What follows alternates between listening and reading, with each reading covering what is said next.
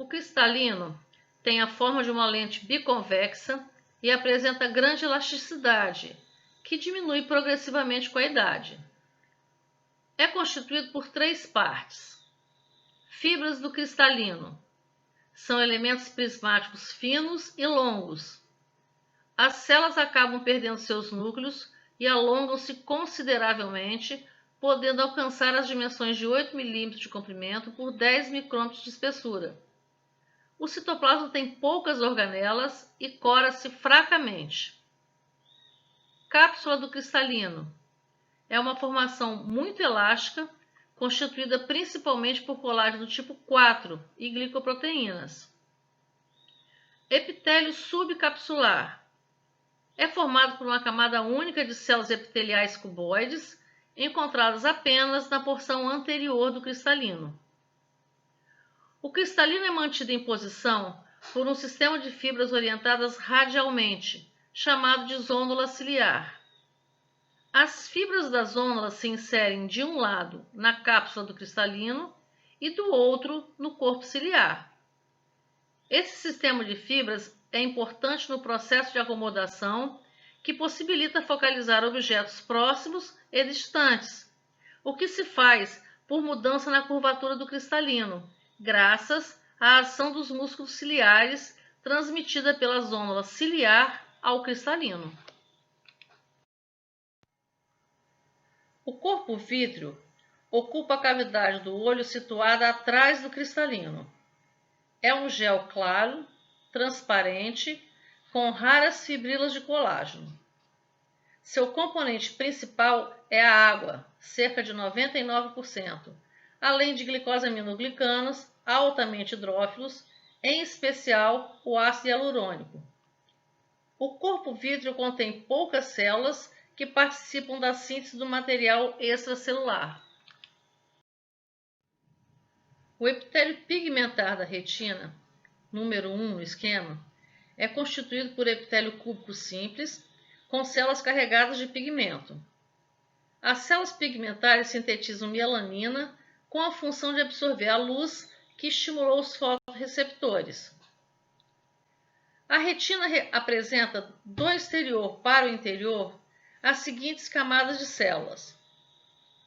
Camada das células fotossensitivas, os cones dos bastonetes, número 2 no esquema.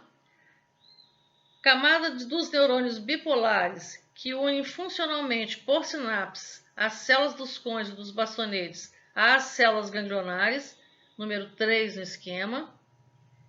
E camada de células ganglionares que recebem sinapses de axônios dos neurônios bipolares e enviam axônios que formam o nervo óptico, que corresponde ao número 4 do esquema.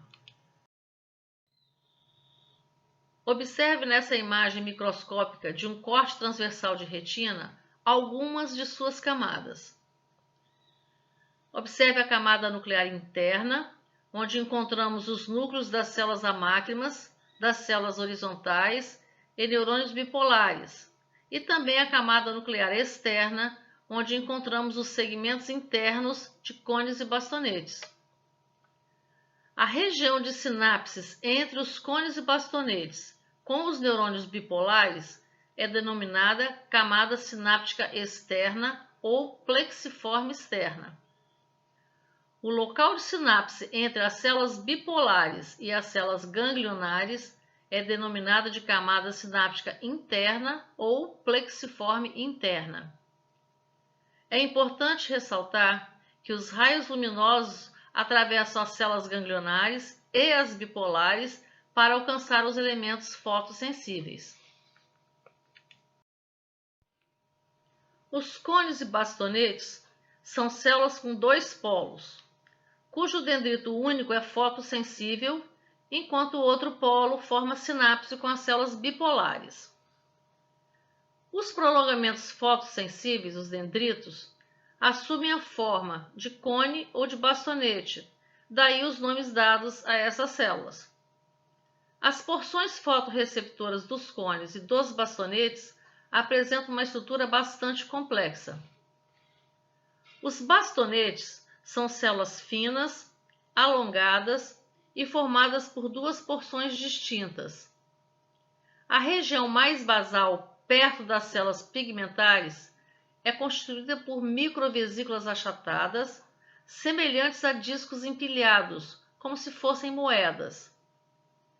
Essa região, também chamada de segmento externo, está ligada ao restante da célula por uma constrição.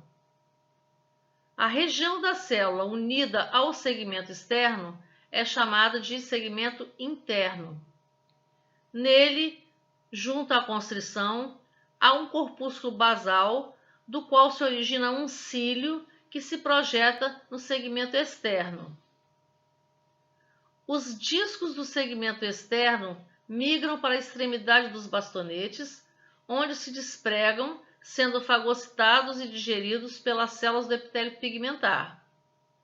Nos cones, a formação de novos discos se restringe ao período de crescimento. Os bastonetes, que são extremamente sensíveis à luz, são os principais receptores para baixos níveis de luminosidade. Admite-se que uma retina humana tem aproximadamente 120 milhões de bastonetes. Os cones também são células alongadas que contêm segmentos interno e externo, corpo basal com cílio. No segmento externo também são observados discos empilhados, mas estes são invaginações da membrana celular. Existem aproximadamente 6 milhões de cones em uma retina humana.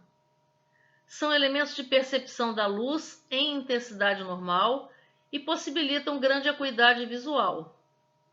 Os bastonetes são mais sensíveis à luz, porém, possibilitam apenas uma visão menos precisa.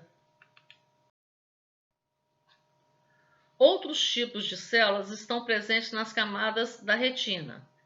Os principais são células horizontais, cujos prolongamentos se dispõem horizontalmente e estabelecem sinapses entre vários fotorreceptores. Células amácrinas, que estabelecem sinapse com as células ganglionares.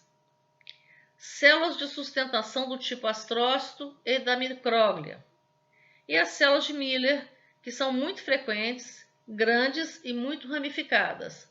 Elas têm funções equivalentes às da neuróglia, servindo para sustentar, nutrir e isolar os neurônios da retina.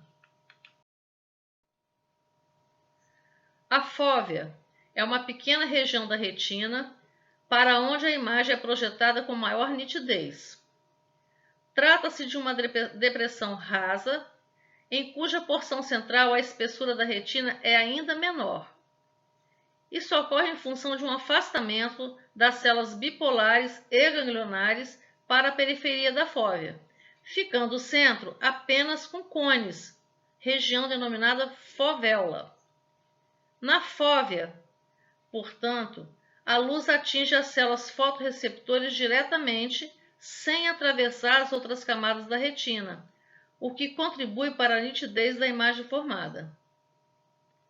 A luz não absorvida pelos cones e bastonetes é absorvida pelo pigmento do epitélio e pela coroide.